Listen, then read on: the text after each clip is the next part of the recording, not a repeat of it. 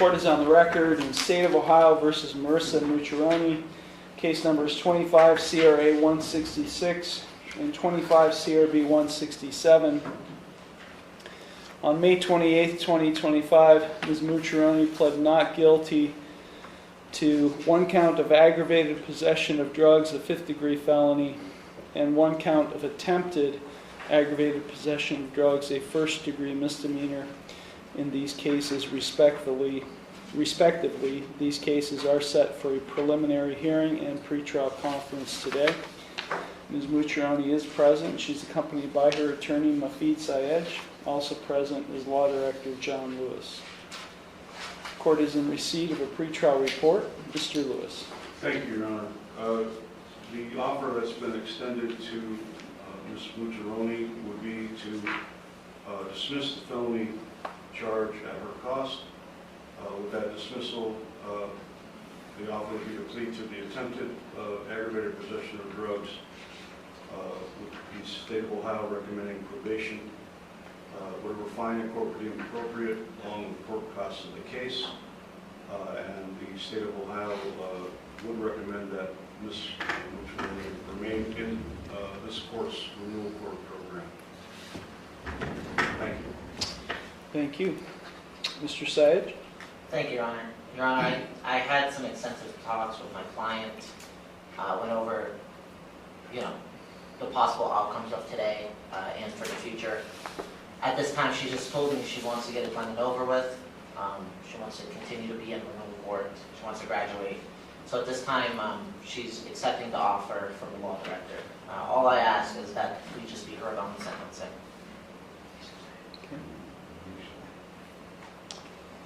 Okay, Ms. Mucciaroni, it's my understanding today that you would change your original not guilty plea and plead guilty to one count of attempted aggravated possession of drugs, a first-degree misdemeanor, in 25 CRB 167.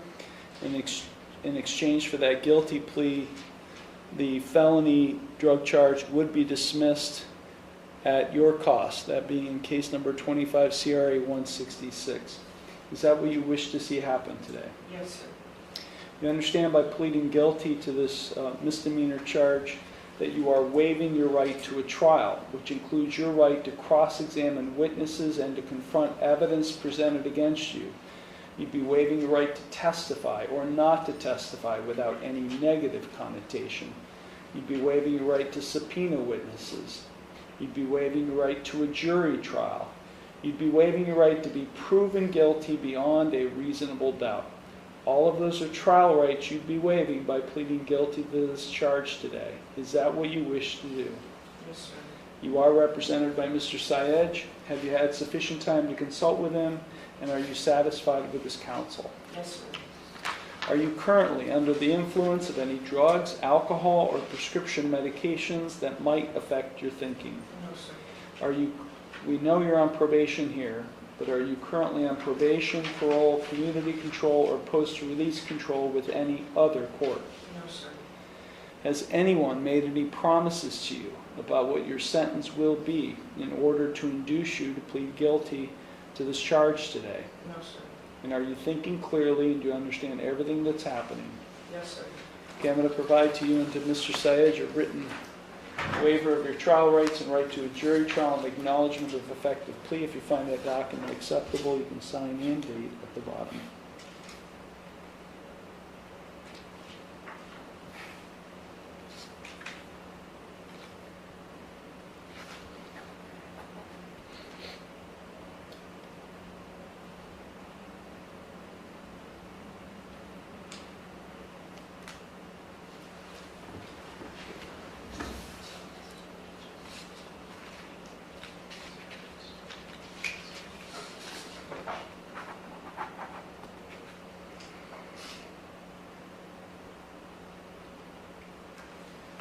It's executed, Your Honor.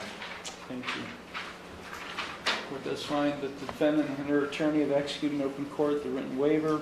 Court does find the defendant's plea of guilty to attempted aggravated possession of drugs, a first-degree misdemeanor, to be knowing, voluntary, and intelligent. The court will accept the guilty plea to that charge. and I will therefore find her guilty of that offense. I will dismiss, pursuant to the negotiated plea, the felony charge of aggravated possession of drugs in case number 25 CRA 166 at the defendant's cost. Okay, Mr. Sayed, is there anything you or your client would like to say in mitigation of sentence? Yes, Your Honor, just briefly. I know all of us here were familiar with Marissa. I'm not as familiar with Marissa as the court is, but while I say I haven't been on the renewal court team long, I've always heard good things about her. Speaking with her today, true. I want to start with the facts that brought us here today and the matter of how it happened. The pill bottle in question. She watches over her nephew, her sister's son. Those pills in question all belong to the nephew. I've conveyed today what could have happened, what should have happened, what we could have done. If it were up to me, and ultimately it's not, it's my client's decision, if it were up to me, I would have ran the prelim, I would have had her sister here testify to that and put it on the matter. She's been in renewal court, she was set to graduate, she hasn't tested positive for anything in over a year. She's on the right track, and in my opinion, she's the best person on the renewal court program, from my opinion at least. I believe the officer in question was fishing. He knows her, every officer here knows every person here. The warrant in question, there was a warrant out from the mistake from the clerks in the juvenile court. They have dealt with that matter. There should have never been a warrant out. They have dealt with that matter. Those pills, they weren't hardcore drug pills. They were pills prescribed to the nephew. Every one of those you can get a prescription from the pharmacy. That's why in my question, I wanted to run the prelim. I wanted to have it on the record. I wanted it to be testified. But Marissa here just wanted to get it done and over with. She wants to continue with her sobriety. She wants to continue in renewal court. She wants to graduate. She has been doing everything she has supposed to. She has been doing very, very good. I think at this time, I commend her and I applaud her for just getting it done and over with. It's sad that we're here today. It's sad that she just got a new charge. I don't think it's rightfully deserved, but ultimately those are the facts. She wasn't partying. She wasn't on hardcore substances. She was just watching her nephew like any other sibling would do. I don't have any, but if I did, I would watch him. So, at this time, I just asked for suspended time for the probation to run concurrent with her current probation. I asked that she continue to be in renewal court. She's been doing a great job. I know she's going to graduate, even though it's not estimated when now, even though it's supposed to be in August. But those were the facts that led up to the circumstances. It's an unfortunate situation, and Marissa just wanted to get it done and over with today. As mentioned on the record, and I'll say this, I wanted to run it, put it on the record, but she didn't want to do that. She wants to continue in renewal court. She wants to continue sobriety, and she's been doing a great job. She gets drug tested more often than anyone else. She got drug tested this past Sunday. Negative, as always. Been like that for the last year. So this time I just asked that she receive suspended time, and then the probation just run concurrent with her current probation. That's all I really can add at this time, Your Honor. Thank you. Ms. Mucciaroni, is there anything you would like to say before I impose sentence? No, sir. Okay. Mr. Lewis. Thank you, Your Honor. Ms. Mucciaroni was pulled over on March 22nd. Officers recognized her driving a vehicle and determined through a leads search that she had a warrant for her arrest. They pulled her over. They asked her if she had anything on her person that she shouldn't. She advised them that she had a pill bottle in her bra. One of the officers asked her what was in the pill bottle. She advised the officers that they were Vyvanse, which Ms. Mucciaroni does have a prescription for. The officers asked her if the bottle had her name on it. She said, I think so. They unhandcuffed her, allowed her to remove the bottle from her bra, and observed that the bottle the name on the bottle, prescription bottle, was Liam Haley. The bottle contained 2 different kinds of pills, none of which were the medication on the prescription label. 3 of them were determined through drugs.com. They were identified through the numbers on the pills. They have a number on them. The officers go to a site called drugs.com and try to identify the pills. 3 of them were identified as Vyvanse, which Ms. Mucciarone does have a prescription for. The other 17 pills were identified through drugs.com as amphetamine, a pill containing 5 milligrams of amphetamine and dextroamphetamine. Same Schedule II substance as methamphetamine, only available by prescription. I want to reiterate again that none of the pills in the bottle were what the prescription label on the bottle said was supposed to be in that bottle. None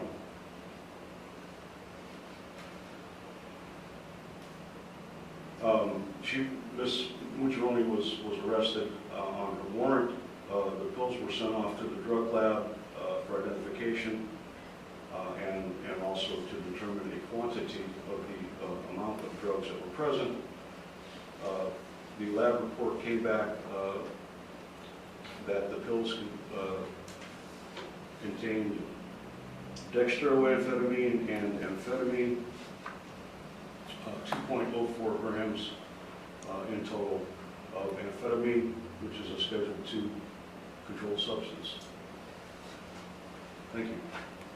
Thank you. Mr. Syed, any response? Yeah, just a brief rebuttal, if I may please the court. My client doesn't have a prescription for Vyvanse. I've asked her, she does not. They found an empty Vyvanse bottle in her vehicle. Right, it could have been an old one, but she does not have a current prescription for it. Well, then And nonetheless, Your Honor, we're not stipulating to the drugs here. I understand there's a pill bottle, the prescription didn't match the bottles in the pill. As I mentioned previously, she was watching her nephew. Her sister didn't want to give her all those pills in the Are same you saying bottle. the nephew had a prescription for amphetamines and dextroamphetamine? Yes. Is Yes, that what Your- you're saying? Yes, Your Honor. That is, Yeah, that but is that what the I'm- pill bottle doesn't say that. Right. She didn't want to put all those, she just needed a bottle to put those pills in for the time she was watching the review. That's all it was. Yeah, and then she did, after the fact, she went to the police station and she brought in the sheet of the prescriptions to the police station. Of course, it's not stated in the report. But all of it, as I mentioned, we can contest to everything that happened. It's Marissa's doing today that she wanted to get it done and over with, showing her maturity. As mentioned, I would have loved to ran this prelim, but that is what happened. She was just being an aunt, watching her nephew, who was on these prescriptions. The officer from the very beginning was fishing for something, because he knows Marissa. The school, I know all the police officers know everyone here. But she was just being a good aunt. She was being a good sister. That's all it really was. Okay, so hold on, Mr. Yeah. Syed, come on. I mean, so you're condoning your client's actions by placing pills, Schedule II narcotics, in a bottle that doesn't contain that prescription. Your Honor, it was just a bottle used to transport for the nephew. Why would you need a bottle to transport? She's Why watching can't you the just nephew. Why can't you just use the bottle that the Because she prescription didn't want came to put in? all the same pills in that bottle. He needed certain kinds of prescriptions. Why for would his she son. mix her prescription with the She did. child's? There was no prescriptions of hers in that pill. in There that was pill. Vyvanse. well, I guess you shouldn't have Vyvanse either. Why was there Vyvanse in the bottle? It's for the nephew, Your Honor. Vyvanse is for the nephew Yes, as well? Your Honor, I had. So the child's got 2 separate prescriptions? I believe he has I don't know the medical history of the child, but from my indication and my investigation, he has multiple prescriptions. Well, you were ready to run the hearing today. Don't you know that? Do you yes, know if the child has the 2 separate he does have prescriptions? multiple prescriptions, Your Honor, yes. But nonetheless, Your Honor, it was a brief rebuttal. As I mentioned, it was Marissa's maturity that we got a resolution today. All I ask is just time be suspended and the probation one concurrent, and she stay in renewal court. She's still doing a really great job in her sobriety. She has not tested positive for anything in over a year. She's doing really, really good. And it's all from renewal court and this court. Thank you, Your Honor.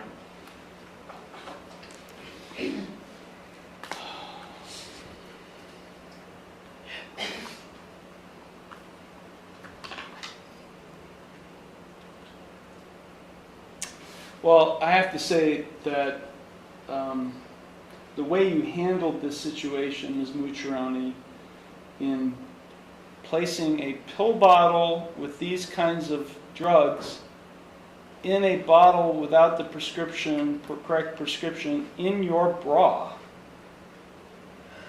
seems kind of odd. And you may have an explanation for it. And your attorney may say, look, she's showing maturity here by entering a plea today. Yet, hear me out, Judge. Here's our defense. If you want to take ownership of this, true ownership of it, you wouldn't be making excuses.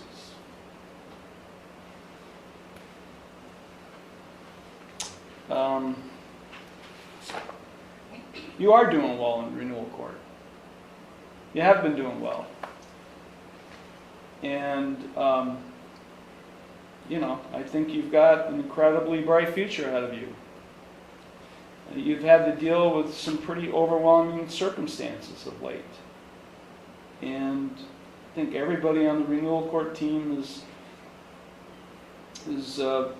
very happy with your progress and how you've been dealing with those circumstances. You're not a new mother, but you have an infant, and things have been going, you've been handling that situation really well. And then this happens. You could have exercised much better judgment. Assuming Mr. Sayegh everything that he says is true, which I'm not taking as true. Assuming everything he said is true, you could have exercised much better judgment. And I'm not sure if you are taking the same position as your attorney that the police are out to get me attitude. I'm sorry? What did you say? I'm not sure if you're assuming the same attitude as your attorney by saying the police are out to get me. Because that's what I heard from Mr. Sayegh a couple times when he was making the argument. The police know me, they're out to get me. I do think I should have made better judgment, but I do think that cop was very,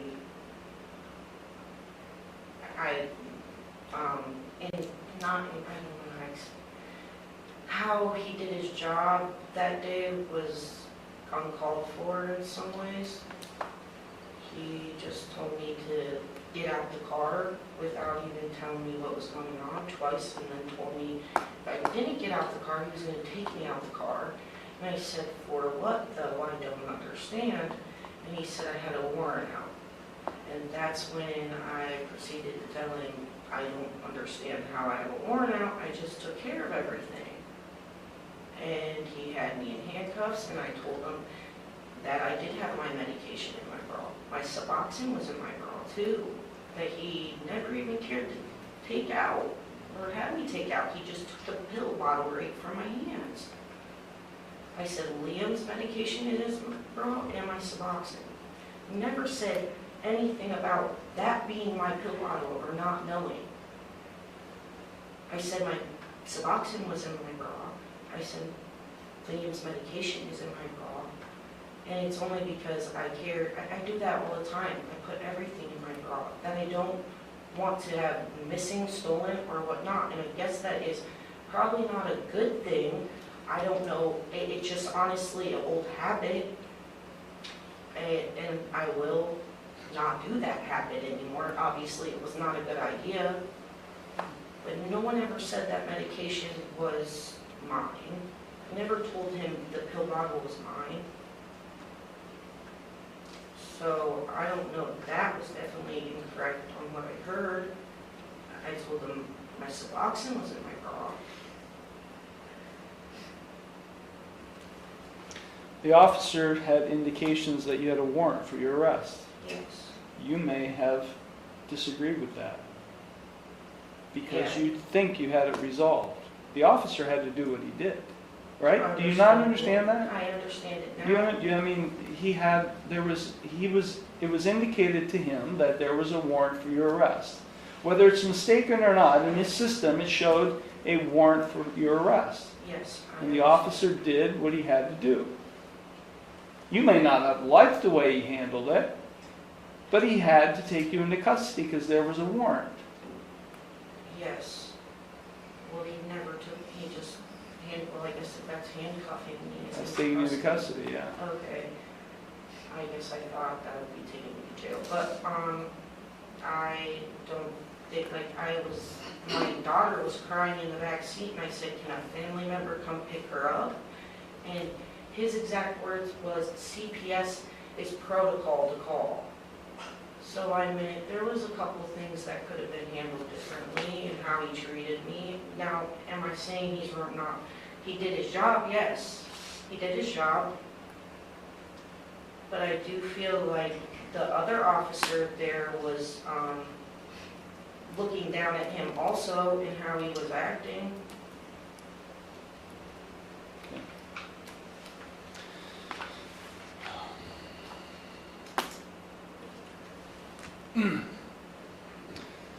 You know, this isn't a status hearing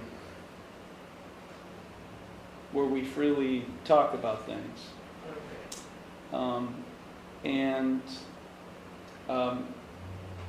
Some of the things you're saying are troubling for me, hearing you say it. Troubling in the sense that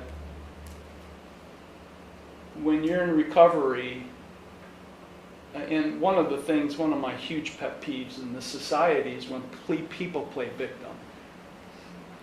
Constantly. Ms. Mucciarone, look at me and stop rolling your eyes. I'm not rolling my Yeah, listen to me. I was not. Just listen to me. I hear you. You're playing victim. You're playing victim. And until you surrender, if you wanted to come in here and say, look, I made a mistake, I'm pleading guilty, judge, I'm sorry, that's one thing.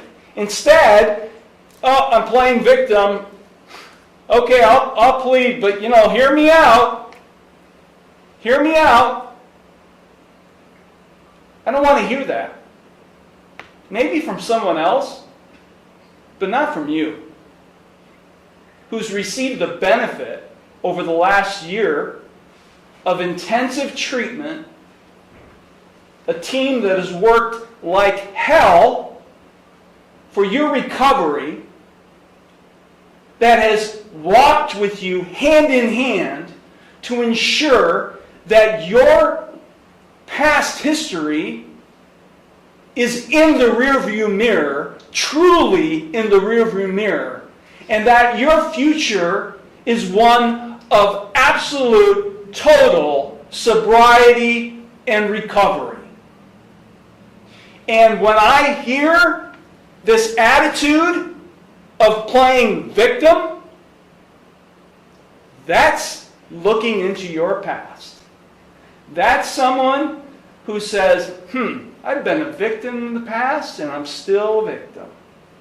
And that's not, in my opinion, an attitude of someone who's truly looking forward in recovery.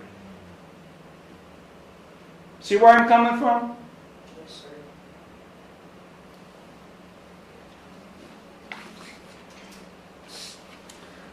180 days jail suspended. She's on supervised probation 3 years. She is going to successfully continue her treatment. You're getting at Lark, right? Yes. Where else? Who's your mental health agency? Signature Health. Signature Health. Community County. Community Counseling Center. You're ordered to successfully continue your treatment at Lark Community Counseling Center, Signature Health, for substance abuse and mental health purposes. You're to comply with any recommended course of treatment and execute any necessary releases for our probation department, which they already have. To monitor, you're ordered not to purchase, possess, or consume any alcoholic beverage or drug of abuse or any suit-covering product going to a bar or establishment for a period of 3 years.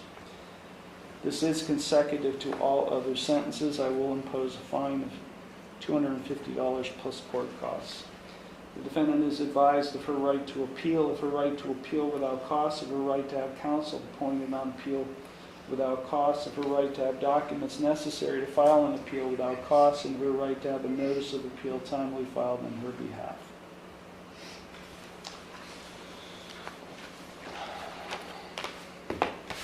You will be permitted to continue in juvenile court.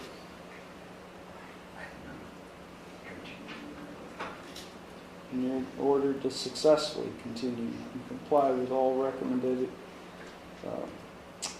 all conditions in terms of renewal court.